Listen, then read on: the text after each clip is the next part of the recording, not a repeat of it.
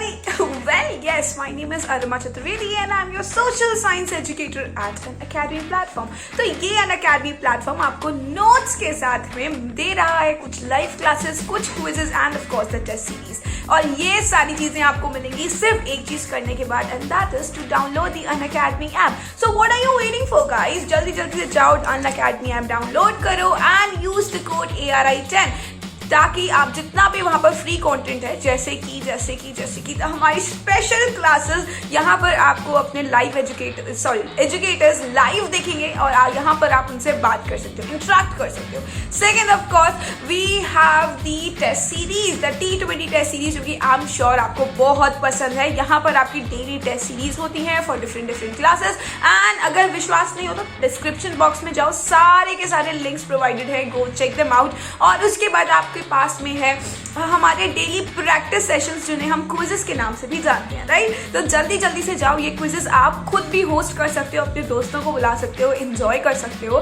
And of course ये सारी चीजें अनलॉक करने के लिए आपको सिर्फ एक कोड यूज करना है, दैट इज ARI10. यानी फ्री में चाहिए तो ARI10 का कोड यूज करो, राइट. इसके अलावा we also provide you with the plus classes and of course the iconic classes. तो ये प्लस क्लासेस आपको देती हैं daily live sessions, one doubt clearing class and all the sessions. And of course आपके जो educators हैं वो आपसे पर्सनल इंटरेक्ट करते हैं, ठीक है. सो ऑफ कोर्स यहाँ पर आपको practice sessions, PDFs, every other thing what even you asking for यहाँ पर आपको प्लस क्लासेस में मिलती है. Then we have the iconic classes, और आइकॉनिक क्लासेस में प्लस के साथ साथ जितनी भी आपको प्लस में एडवांसमेंट्स हैं उसके साथ साथ आपको एक पर्सनल मेंटोर मिलता है, जो कि आपके जब भी आपको डाउट हो ना आप उसे पूछ सकते हो एंड ही और she will answer you. And then that personal mentor will be connected to your parents और वो आपकी डेली रिपोर्ट्स देगा आपके पेरेंट्स को. So the money is worth it, absolutely. और इस मनी को अगर आपको थोड़ा सा कम करना है तो of course use the code ARI10 again to get extra 10% discount. जल्दी से जाओ, फटाफट से use the code ARI10 for all the free content and of course for the plus and the iconic classes. इसके अलावा we also have the creative corner subscription, और ये creative corner subscription है आपके सिलेबस के आगे, यानी बियॉन्ड योर सिलेबस. जैसे कि आपको फिल्म मेकिंग में इंटरेस्ट है, go buy the plus creative corner subscription. And if you are a book lover just like me तो भी आप ये यूज कर सकते हो. If you want to learn some new magic tricks, if you want to learn about robotics, go and buy the creative corner subscription. और ये भी आपको मिलता है प्लस और आइकॉनिक में. But if you are not willing to buy the plus and iconic classes, सिर्फ creative लेना है तो जरूर go ahead, use the code ARI10 again to get an extra 10% discount. See you in the video. Of course, let's study. Bye bye. Civilising the native and educating the country. तो ये chapter आप बहुत time से हमसे मांग रहे थे कि मैम प्लीज ये चैप्टर के नोट्स दे दो, प्लीज ये चैप्टर के नोट्स दे दो. डोंट थिंक कि मैम नोट्स नहीं, कमेंट्स नहीं पढ़ती, जरूर पढ़ती हैं. सो जो भी आपको चैप्टर नेक्स्ट पढ़ना हो please let me know in the comment section below and let's make it easy. पढ़ते हैं अबाउट द एजुकेशन सिस्टम. तो ये एजुकेशन सिस्टम जो आज अभी तक चल रहा है ये आया कैसे, डेवलप कैसे हुआ, डिकोड कैसे हुआ कंप्यूटर साइंस की भाषा में बात करें तो बेसिकली जब ब्रिटिशर्स इंडिया आए तो वहां पर दो टाइप के ब्रिटिशर्स थे. अब क्योंकि उन्होंने सारी जिम्मेदारी अपने कंधों पर तो ले ही ली थी इंडिया को सुधारने की, तो उन्होंने सोचा क्यों नहीं एजुकेशन सिस्टम को भी थोड़ा सा डिफरेंट बना दिया जाए. और इसी की वजह से जो दो ब्रिटिशर्स आए थे उनका नाम था एंग्लिसिस्ट एंड ओरिएंटलिस्ट. तो ये दो टाइप के ब्रिटिशर्स कौन थे? एंग्लिसिस्ट वो लोग होते थे जो कि अपनी यूरोपियन कल्चर को, यूरोपियन एजुकेशन को प्रमोट करते थे, यानी उनके according the best culture and the best language is European, यानी कि इंग्लिश लैंग्वेज. और दूसरे लोग थे ओरिएंटलिस्ट, जो कि ये मानते थे कि इंडियन या एशियन कल्चर बहुत ही अच्छा है और उसे हम डेवलपमेंट के लिए यूज कर सकते हैं. अब इन दोनों के बीच में क्योंकि बहुत ज्यादा डिफरेंस थे थॉट्स में, तो इसलिए इन दोनों के बीच में होती थी बहुत ज्यादा लड़ाई. अब इसी लड़ाई के बीच में हमारा एजुकेशन सिस्टम हो गया इवॉल्व. तो सबसे पहले जो ओरिएंटलिस्ट इंडिया आए उनका नाम था विलियम जोन्स. अब ये सर जोन्स जो थे ये इंडिया इसलिए आए थे क्योंकि इन्हें एज अ जूनियर जज, सुप्रीम कोर्ट के जूनियर जज की पोस्ट दी गई थी और इसलिए वो कैलकटा आए थे इन 1783. अब जब ये इंडिया आए थे उससे पहले ही इन्हें बहुत सारी लैंग्वेजेस आती थी, जैसे कि we have Spanish, we have English, we have Russian, we have so many different languages, right. तो ये सारी जो लैंग्वेजेस जिसको आती हैं उस इंसान को हम प्यार से बुला लेते हैं लिंग्विस्ट। अब वो जो लिंग्विस्ट थे जब वो इंडिया आए तो उन्होंने इंडिया में और बहुत सारी लैंग्वेजेस देखी, राइट। तो उनके ऐसे आंखों में स्टार्स बनाए, उन्होंने बोला अब तो ये लैंग्वेजेस भी सीखनी है। तो इंडिया आकर उन्होंने सबसे पहला काम किया दोस्त बनाना। सभी लोग बनाते हैं, तो उन्होंने दोस्त बनाए, और ये दोस्त में से कुछ लोग थे पंडित्स और मौलवीज। अब उन्होंने क्या किया, थोड़ा सा फ्रेंड से तो मतलब ऐसे इंस्पायर होना चाहिए, राइट। तो इसीलिए उन्होंने अपने पंडित और मौलवी फ्रेंड से हिंदी सीखी, संस्कृत सीखी, पर्शियन सीखी और अरबिक सीखी। और ये सारी लैंग्वेजेस कौन सी है, ये सारी लैंग्वेजेस एशियन लैंग्वेजेस हैं। अब इनके जो दोस्त बने वो लोग भी ब्रिटेन से आए थे। उनका नाम था हेनरी थॉमस कुलब्रूक एंड नथानियल हेलहेड। ये दोनों ऑलरेडी इंग्लैंड से आए थे, इन लोगों को लैंग्वेजेस का बहुत अच्छी नॉलेज थी, और वो यहाँ पर आके विलियम जोन्स के दोस्त बन गए। दोस्त कैसे बनते हैं, जब हम लोग की आइडियोलॉजी सेम होती हैं या कहीं ना कहीं मैच कर रही होती हैं। बिल्कुल सेम हेनरी थॉमस की, नथानियल हेलहेड और विलियम जोन्स की जो ideologies थी, they were matching because they were thinking as an orientalist British people, right. अब इन्होंने आकर एक ग्रुप बनाया, जैसे हम व्हाट्सएप पे बनाते हैं अपने दोस्तों का, तो उस ग्रुप का नाम था एशियाटिक सोसाइटी ऑफ बंगाल, यानी कि वो लोग एशियन कल्चर और लैंग्वेज को प्रमोट कर रहे थे। उसके बाद उन्होंने उसी सोसाइटी से एक जर्नल निकाला जिसका नाम था एशियाटिक रिसर्च। स्पेलिंग गलत नहीं है, उस टाइम पर यही लैंग्वेज स्पेलिंग यूज की जाती थी, ठीक है। फिर आते हैं हमारे हेनरी जेम्स, और थर्ड कौन थे, हेलहेड, राइट। अब इनके दिमाग में एक जला बल्ब, यानी कि एक आइडिया आया, सॉरी थोड़ा सा बल्ब खराब बन गया है but it's okay, let's erase and remake it. तो इनके दिमाग में एक आइडिया आया, और वो आइडिया था for the future development of India. अब वो कैसे करें, डेवलपमेंट का आइडिया तो है बट वो करें कैसे, तो उसके लिए उनके अकॉर्डिंग हिंदू या मुस्लिम टेक्स्ट, यानी कि एंशियंट कल्चर के जो टेक्स्ट थे, they were very very good, they were very very beautifully written, ताकि हम उसको यूज कर सके और उसी से इंडिया का डेवलपमेंट हो जाए। तो अकॉर्डिंग टू देम वो लोग ये कहते थे कि अगर हमें इंडियंस का हार्ट जीतना है, वेरी सॉफ्ट लैंग्वेज, राइट। तो अगर उनके अकॉर्डिंग अगर हमें इंडियंस का हार्ट जीतना है और उनके ऊपर रूल करके रहना है, तो that would be the only way out. यानी कि अगर हम उनके ही कल्चर को प्रमोट करेंगे, उनकी ही लैंग्वेज को प्रमोट करेंगे, तो ऐसा लगेगा जैसे कि हम उनके हेरिटेज के गार्जियंस हैं, यानी कि हम उनकी हेरिटेज को संभाल रहे हैं। और इसीलिए उन्होंने ये बात बोली, इसको दिखाने के लिए, इसको शोकेस करने के लिए और लोगों को बताने के लिए, yes we promote the oriental language, उन्होंने एक मदरसा खोला इन कैलकाटा इन 1781, और उसमें उन्होंने प्रमोट किया Islamic, Arabic and Persian laws, यानी कि जो हमारे एशियन लॉज थे, एक पर्टिकुलर कम्युनिटी के लॉज थे, उनको उन्होंने प्रमोट किया इस मदरसे में।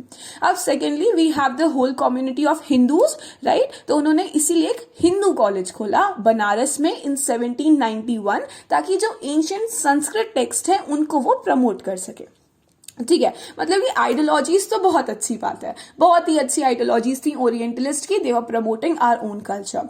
अब बात करते हैं एंग्लिसिस्ट की। तो एंग्लिसिस्ट अनदर वर्ड जो कि क्या करते हैं, इंग्लिश प्रमोट करते हैं, राइट। अब इनके अकॉर्डिंग जो ईस्ट की लैंग्वेज थी, यानी कि हमारी लैंग्वेज, उनके according we lie in the east, right. तो हमारी लैंग्वेज जो थी, हमारी जो एजुकेशन थी, हमारा जो कल्चर था, that was full of errors, that was unscientific thoughts, और वहां पर नॉन सीरियस बातें होती हैं, यानी कि हमारी प्रैक्टिकल लैंग्वेज से बिल्कुल भी रिलेशन नहीं है उसका, ठीक है। तो इसमें इन एंग्लिसिस्ट में सबसे पहले जो आए उनका नाम था जेम्स मिल, और उन्होंने बोला कि भाई हम इंडिया किसी का दिल विल जीतने नहीं आए हैं, हम उनको जो एजुकेशन देने आए हैं वो कैसी होनी चाहिए, वो यूजफुल होनी चाहिए और प्रैक्टिकल होनी चाहिए, राइट। तो अब उनके कहने का मतलब ये था कि हमें क्या करना है, उनके दिल विल जीत के हमें तो उनको यूजफुल और प्रैक्टिकल बनाना है, यानी कि हम लोगों को, राइट। तो अब हम बात करते हैं, जब हम कंपेयर करते हैं एंग्लो यानी कि ये जो यूरोपियन लैंग्वेजेस हैं उनको और ओरिएंटल लैंग्वेजेस को, तो उनके अकॉर्डिंग जो वेस्टर्न लैंग्वेज थी that was more technical and scientific advancements, मतलब कि जब हम वो लैंग्वेज पढ़ेंगे या उनका कल्चर पढ़ेंगे तब हमें बहुत सारी साइंटिफिक चीज़ों के बारे में पता चलेगा, बहुत सारी टेक्निकल चीज़ों के बारे में पता चलेगा जिसके बारे में ऑलरेडी हमें पता नहीं था या हमारे टेक्स्ट में लिखा हुआ नहीं था। ठीक है, अब क्या हुआ, इंडियंस को इन सब चीजों से फैमिलियर करना पड़ेगा ताकि वो ब्रिटिश की हेल्प कर सकें, यानी कि किस चीज में, थोड़े से एडवांस होने में, राइट। जब कंट्री एडवांस होगी तो उनको जो रूल कर रहा है वो भी आफ्टर ऑल एडवांस होंगे। So that was their criteria. अब क्या हुआ, 1830s में ये लोग और आउटस्पोकन हो गए। आउटस्पोकन मतलब और मुंह की बात, ऐसे हिंदी में बोलते हैं ना, मुंह फट हो गए, बिल्कुल वैसे मुंह बहुत ज्यादा आउटस्पोकन हो गए। दे वर रूड, वेरी वेरी रूड। और उसमें से सबसे ज्यादा रूड थे थॉमस बैबिंगटन मैकलॉय। तो हम इनका पूरा नाम नहीं याद रखेंगे, हम इनको सिर्फ थॉमस मैकलॉय के नाम से जानते हैं। तो हम थॉमस मैकलॉय ने क्या किया, थॉमस मैकलॉय ने, क्योंकि he was very very rude, तो उन्होंने सीधे आगे इंडिया में सीधे सीधे ये स्टेटमेंट दे दिया कि India is an uncivilised country. What? Yes, he said that. तो India is an uncivilised country. और बैबिंगटन अंकल ने क्या किया, बैबिंगटन अंकल इंडिया आए और उन्होंने सीधे सीधे एक बात बोल दी कि भाई हमें ये जो ओरिएंटल की फालतू लैंग्वेज है ना, इस पे रुपए वेस्ट नहीं करने चाहिए, क्योंकि दुनिया की जो फाइनेस्ट लिटरेचर है वो है इंग्लिश लिटरेचर। और जब इंडियंस अपनी इंग्लिश लिटरेचर को पढ़ेंगे, यानी कि हमारी इंग्लिश लिटरेचर को पढ़ेंगे, किसकी इंग्लिश लिटरेचर, मैकलॉय अंकल की इंग्लिश लिटरेचर को पढ़ेंगे, तो उनका टेस्ट चेंज होगा, उनके वैल्यूज चेंज होंगे, उनका कल्चर चेंज होगा और वहां के लोग थोड़े से सिविलाइज्ड भी हो जाएंगे।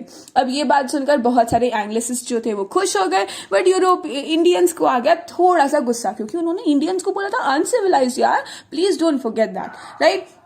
अब इसी को सुनते सुनते सुनते सुनते जो लोग खुश हो गए थे, यानी एंग्लिसिस्ट जो खुश हो गए थे, उन्होंने एक एक्ट निकाला जिसका नाम था इंग्लिश एजुकेशन एक्ट ऑफ 1835।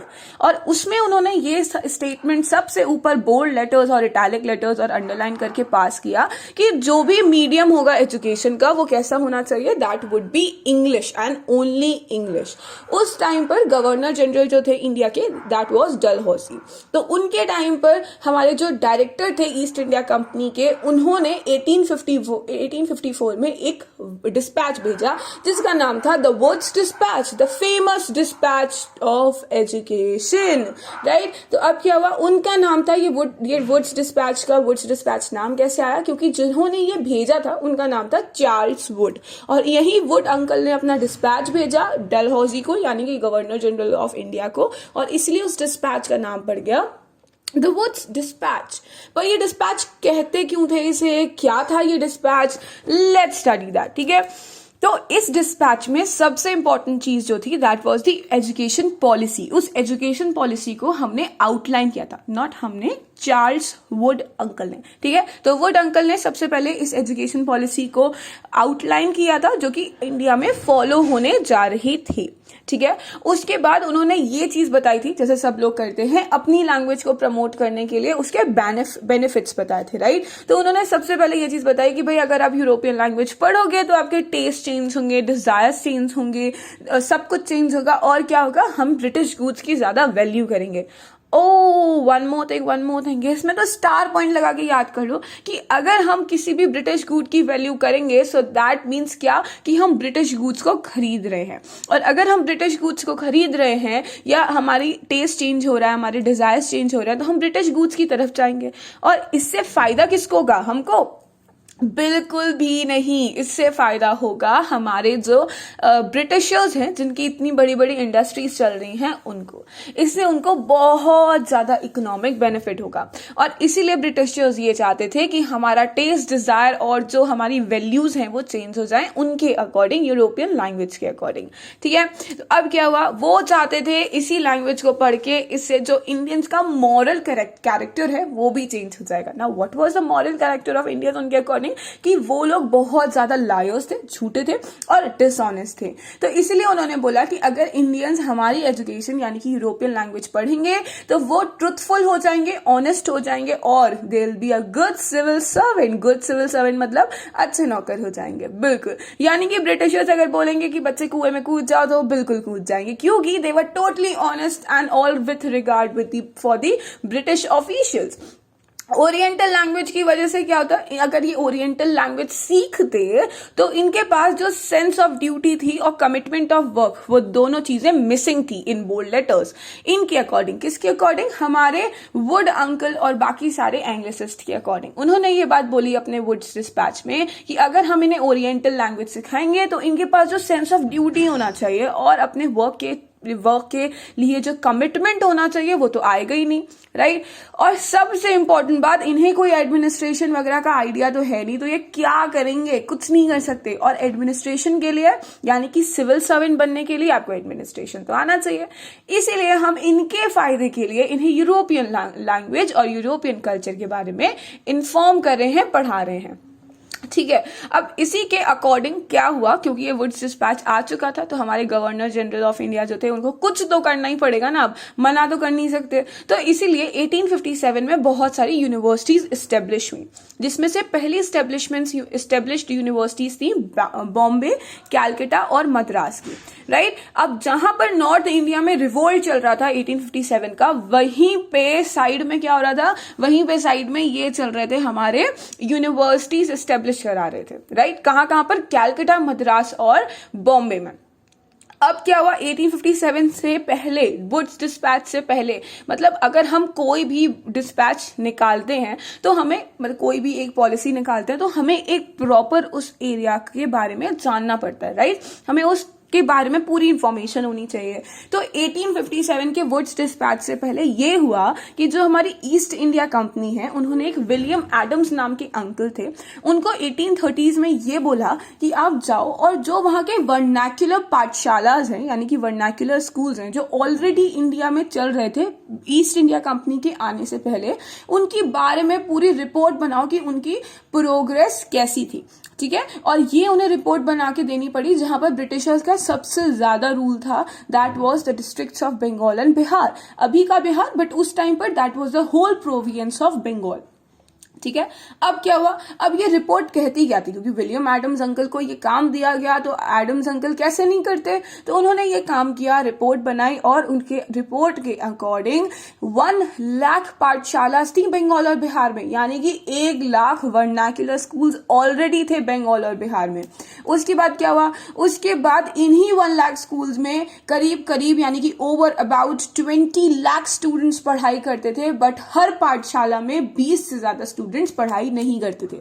इसका मतलब समझ रहे हो कि हर एक गुरु, क्योंकि उस टाइम पर टीचर्स नहीं बोलते थे, गुरु बोलते थे, तो हर एक गुरु का एक प्रॉपर स्टूडेंट पे पूरा ध्यान जाएगा, right. So there were only 20 students in each pathshala and there were about 20 lakh students who were enrolled in these pathshalas. अब ये पाठशालाज में क्या होता था, तो ये पाठशालाज जो हैं, ये पाठशालाज हमारे आज के स्कूल या फिर कॉलेजेस के क्लासेस से बहुत डिफरेंट थी। कैसे, यहाँ पर टीचर नहीं होता था, यहाँ पर गुरुज होते थे और एक गुरु होता था जो कि सब कुछ पढ़ाता था। यहाँ पर कुछ भी फिक्स नहीं होता था, यानी कि no fix fees, no printed books, no fix syllabus, कुछ भी नहीं होता था। कुछ भी, जब हम शॉर्ट में इसको बोलते हैं तो यानी कि जैसे मैंने स्टार्टिंग में ही आपको बता दिया कि ये कुछ भी ऐसी नहीं होती थी जैसे आजकल की हमारी क्लासेस होती है, राइट। अब क्लासेस कैसे बनी, हम तो अभी मतलब प्रॉपर सीमेंटेड क्लासेस में बैठते हैं, बट उस टाइम पर ये क्लासेस ऐसी नहीं होती थी। क्लासेस वो लाइक बैनियन ट्री के नीचे बैठ गए, किसी शॉप में बैठ गए, किसी टेम्पल में बैठ गए, गुरु अपने घर में बुला के बच्चों को पढ़ा रहे हैं, मतलब बस एक एजुकेशन वाला क्राइटेरिया था। It was not at all that much strict जो कि आज होती है। उनको हॉलीडेज मिलते थे। हॉलीडेज कैसे होते थे, हॉलीडेज होते थे हार्वेस्ट टाइम वाले हॉलीडेज, मतलब कि जिस टाइम पर हार्वेस्टिंग होती है सबसे ज्यादा, उस टाइम पर they use to do what, they use to give holidays so that जो बच्चे फार्मर्स फैमिली से आते हैं वो लोग भी अपने घर में काम करा सके और उनका कुछ आय जाए भी नहीं, मतलब कि वो अपने पेरेंट्स की हेल्प भी करा रहे हैं और उनकी एजुकेशन भी या फिर नॉलेज भी मिस नहीं हो रही, इसीलिए they use to give holidays in the harvest time. और इनकी फीस के बारे में, अब फीस के बारे में बात करते हैं तो that use to depend on the income of parents, मतलब कि अगर कोई वेल्दी बच्चा होगा तो वो बहुत अच्छी फीस देगा, कोई बिल्कुल पुअर होगा तो वो फीस नहीं देगा या फिर वो कम फीस देगा। ये इनका क्राइटेरिया था अबाउट दी वर्नाक्युलर पाठशालास। ये रिपोर्ट में लिखा गया था बाय विलियम एडम्स अंकल, ठीक है। अब मिड 19th सेंचुरी में क्या हुआ, जो हमारी EIC थी वो मेजरली कंसर्न थी हायर एजुकेशन यानी कि यूनिवर्सिटी एजुकेशन से। फिर 1854 में अब ये पाठशाला का सिस्टम भी चेंज होने लग गया, क्योंकि धीरे धीरे they are moving a step further, right. अब गवर्नमेंट ने क्या किया, गवर्नमेंट ने कुछ गवर्नमेंट पंडित को असाइन कर दिया जो कि हर 4 से 5 स्कूल्स के ऊपर अपना ध्यान रखते थे और वो देखते थे कि ये जो 4-5 स्कूल्स हैं इनकी रिपोर्ट जो है वो उनके पास ही आए। अब हर चीज फिक्स थी, स्कूल की बुक्स फिक्स थी, क्लासेस फिक्स थे, टीचर्स फिक्स थे, रिपोर्ट कार्ड बनता था, स्केड्यूल बनता था, अटेंडेंस लगती थी, सब कुछ क्या होता था, सब कुछ गवर्नमेंट के अकॉर्डिंग होता था। And there were 4 to 5 schools that were given to a government pandit. अब क्या हुआ, गवर्नमेंट ने सपोर्ट किया पाठशालास को, क्योंकि वो चाहते थे कि यही जो पाठशालास हैं, all these pathshalas that were working according to the new rules and policies by the government, तो वो उन पाठशालास को ही सपोर्ट करते थे इकोनॉमिकली, और बाकी सारी पाठशालास को कोई सपोर्ट नहीं मिलता था। अब जब सपोर्ट नहीं मिलेगा तो बाकी सारी पाठशालास क्या करेंगी, बाकी सारी पाठशालास अपने आप से they will move towards the changing, right. तो इसलिए बहुत सारी पाठशालास बंद हो गई और बहुत सारी पाठशालास खुद ही चेंज हो गए। अब जैसे हमारे यूरोपियन 2 टाइप के थे, वैसे इंडियंस भी 2 टाइप के थे। एक वो थे जो कि यूरोपियन लैंग्वेज को सपोर्ट करते थे, और दूसरे वो थे जो कि यूरोपियन लैंग्वेज के अगेंस्ट में थे। और इसका सबसे अच्छा एग्जाम्पल है महात्मा गांधी एंड रविंद्रनाथ टैगोर, जिसके बारे में हमने इस चैप्टर में बात करी है। तो इस एग्जाम्पल से समझते हैं कि महात्मा गांधी इतना ज्यादा यूरोपियन लैंग्वेज के खिलाफ क्यों थे। तो Mahatma Gandhi was totally against this European language. उनके अकॉर्डिंग अगर हम यूरोपियन लैंग्वेज को या उनके कल्चर को अडेप्ट करेंगे तो हमारे अंदर एक सेंस ऑफ इंफीरियोरिटी आ जाएगी, मतलब कि हम लोग अपने आप को ही छोटा मानेंगे, ब्रिटिशर्स को सुपीरियर मानेंगे अपने आप से, राइट। और वो ये चाहते थे कि अगर हम कोई भी चीज को नॉलेज गेन करें, अगर हम एजुकेशन ले रहे हैं तो वो हमें डिग्निटी देनी चाहिए उस एजुकेशन को, हमारी सेल्फ रिस्पेक्ट बढ़ानी चाहिए उस एजुकेशन को, जबकि ये काम यूरोपियन लैंग्वेज नहीं कर पा रही थी according to Mahatma Gandhi. He always said कि इंडियन लैंग्वेजेस को ही हमें मीडियम ऑफ टीचिंग्स रखना चाहिए। क्यों? क्योंकि लोगों को इससे ज्यादा अच्छे से समझ में आएगा। English language was a foreign language for us. अभी हम इंग्लिश में बात कर रहे हैं, बट उस टाइम पर हम इंग्लिश में बात नहीं कर पाते थे, हमें समझ नहीं आती थी इंग्लिश, है ना। तो that would be a foreign language, और इसीलिए इंडियन लैंग्वेजेस को ही मीडियम रखना चाहिए, मतलब कि टीचर्स जो समझा रही हैं that should be in Indian language, not in the English, है ना। अब education should always develop mind and certainly soul. Mahatma Gandhi के अकॉर्डिंग जो एजुकेशन है उसको हमेशा हमारे माइंड और सोल को डेवलप करना चाहिए। प्रैक्टिकल नॉलेज होनी चाहिए, बुकिश नॉलेज नहीं होनी चाहिए। हमें पता होना चाहिए कि if we are doing this sum तो ये प्रैक्टिकली कहां पर यूज होगा, ये नहीं कि कर लिया, प्रैक्टिस कर लिया कॉपी में, that's it. No, Mahatma Gandhi didn't want that, right. अब हम बात करते हैं रविंद्रनाथ टैगोर की। तो रविंद्रनाथ टैगोर ने सबसे पहले शांति निकेतन नाम का एक स्कूल खोला, जिसको 1901 में उन्होंने कैलकाटा से 100 किलोमीटर दूर, यानी कि एक रूरल एरिया था कैलकाटा से 100 किलोमीटर दूर, वहां पर जाकर उन्होंने ये शांति निकेतन नाम का स्कूल खोला। शांति निकेतन को अगर हम इंग्लिश में ट्रांसलेट करें तो that will become a board of peace, यानी हाउस ऑफ पीस, ठीक है। उन्होंने ये स्कूल इसीलिए खोला था ताकि वो नेचर की लैप मतलब गोद में, तो अगर वो नेचर के आसपास वो स्कूल खोल रहे थे ताकि जो बच्चे हैं they will feel happy, they will feel free, और वो वहां पर बैठकर पढ़ाई कर सके आराम से। उनके अकॉर्डिंग जो रविंद्रनाथ टैगोर जिस स्कूल में गए थे उनके अकॉर्डिंग उनका मन नहीं लगता था पढ़ने में, क्योंकि the schools were very oppressive and suffocating. You are sitting in a 4x4 class और आप वहां पर पढ़ाई कर रहे हो, ये बात रविंद्रनाथ टैगोर को कुछ खास पसंद नहीं आई। तो इसीलिए उनका हमेशा से मानना ये था कि वेस्टर्न और ईस्टर्न एजुकेशन को थोड़ा सा मर्ज कर दिया जाए। वेस्टर्न एजुकेशन की जो टेक्नोलॉजीज थी उसको हम मर्ज कर सकते हैं, साइंस की लैंग्वेज, साइंस की एजुकेशन मर्ज कर सकते हैं, और अपनी ईस्टर्न एजुकेशन के साथ में, ईस्टर्न एजुकेशन में क्या था, ईस्टर्न एजुकेशन में म्यूजिक थे, आर्ट्स थी, एंशिएंट टेक्स्ट थे, ये सारी चीजें मर्ज करके हम सिखा सकते हैं। तो उन्होंने, उनका जो ये आइडिया था the merging concept of western and eastern education, उसको उन्होंने शांति निकेतन में वो लेकर आए, and that's it about Rabindranath Tagore. So we had this whole story of Rabindranath Tagore और महात्मा गांधी, क्योंकि हमें ये समझना था कि there were two type of Indians, जो कि एक who were going to support the English education, and दूसरे वो थे महात्मा गांधी जैसे, जो कि बिल्कुल भी इस एजुकेशन को सपोर्ट नहीं करते थे. So thank you so very much for watching this whole video, and do not forget to like, share and subscribe the video, क्योंकि आपके साथ नॉलेज और भी लोगों को दो तभी वो बढ़ती है ना. See you on the next video, and please let me know in the comment section आपको नेक्स्ट चैप्टर कौन सा चाहिए. Will definitely make the video of that. Thank you.